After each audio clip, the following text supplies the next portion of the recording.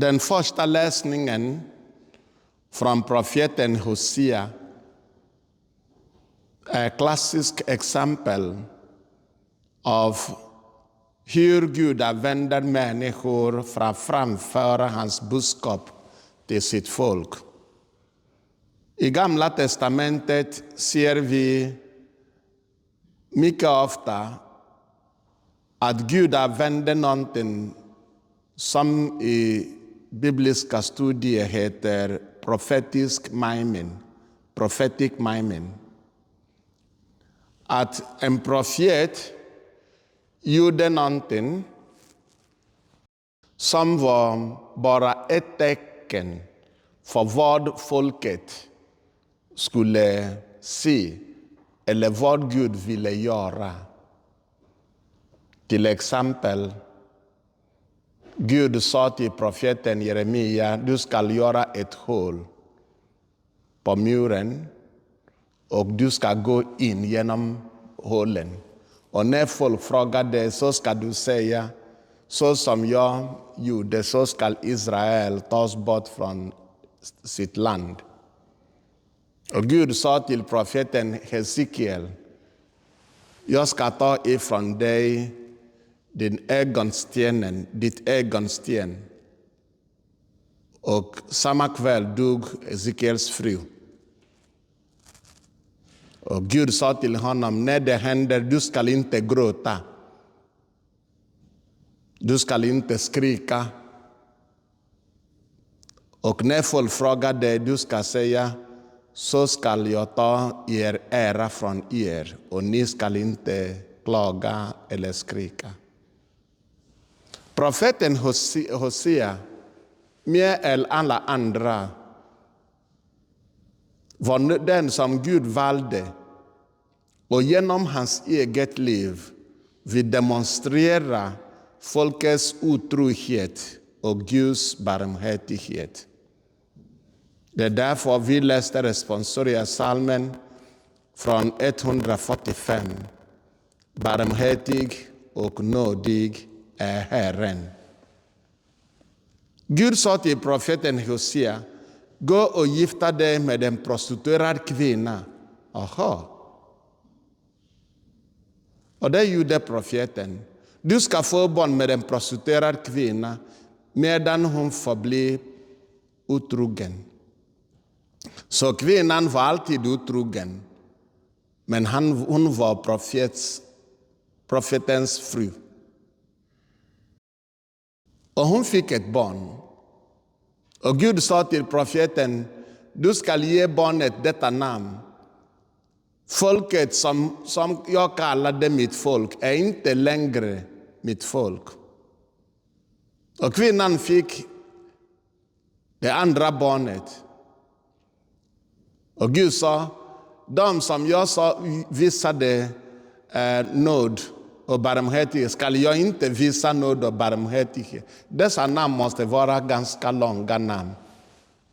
Men tredje barnet, Gud sa, den som jag sa var inte mitt folk är nu mitt folk. Fjärde barn. Det som jag sa att jag ska inte visa barmhärtighet, nu ska jag visa dem barmhärtighet.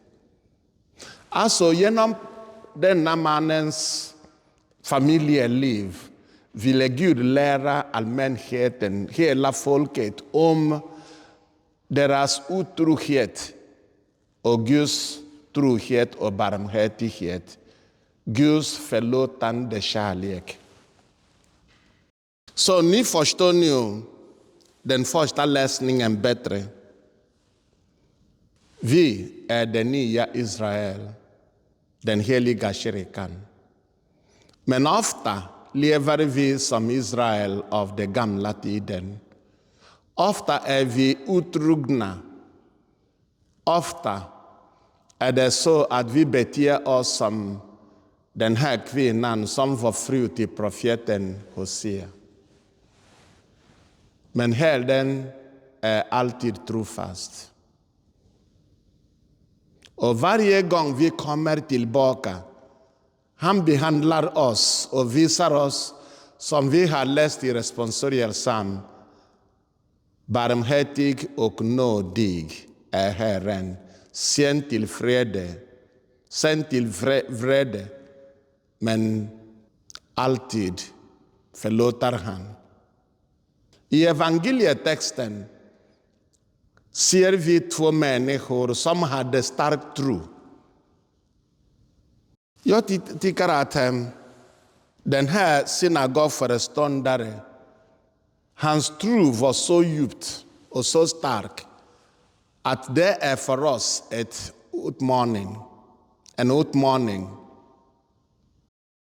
utmaning därför att vi ofta tappar hopp.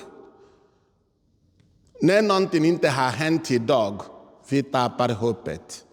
När vi ber och inte har fått efter en dag eller två eller en vecka, så tappar vi hopp. Och vi glömmer att helige Paulus har skrivit att hoppet ska aldrig svika oss. I Romarbrevet kapitel 5, vers 5. Denna man kom till Jesus och han sa till Jesus, min dotter har dött. Jag vill att ni ska förstå vad hände. Det är inte min dotter är sjuk, kom och hela henne. Utan min dotter är död. Om en dotter är död, vad skulle man göra? Är det inte att begrava den döda? Men han kom till Jesus och sa, min dotter är död. Men om du kan komma och lägga hand på henne, hon ska leva. När ni kommer hem ikväll, tänk på alla som ni ber för och alla intentioner som ni ber om. Särskilt de som ni aldrig mer ni har slutat be om dem därför att ni tror att det är omöjligt för Gud. Min dotter är död, slut. Men kom, om du lägger din hand på henne, hon ska leva.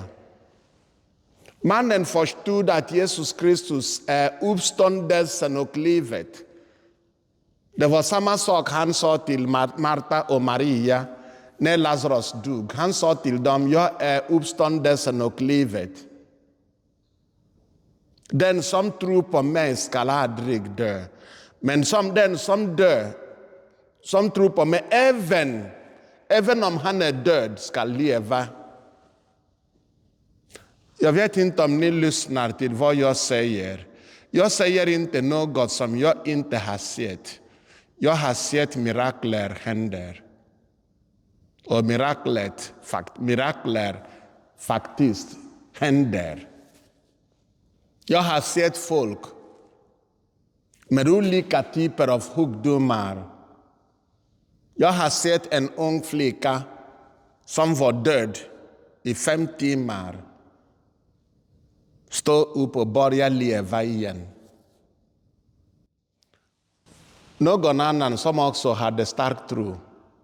Den här kvinnan vet inte vad orsaken är. Hon har blödningar i 12 år. Och hon hade besökt de bästa läkarna som fanns. Men istället för hennes tillstånd att förbättras, det blev ännu värre. Men när hon såg Jesus, och jag vill att ni ska understryka vad jag säger nu. Hon sa till sig själv, om jag kan bara röra på tofsen på hans kläder, jag ska bli helad. Om jag kan bara göra det. Hon skapade ett mål för sig själv för att demonstrera hennes tro på Jesus.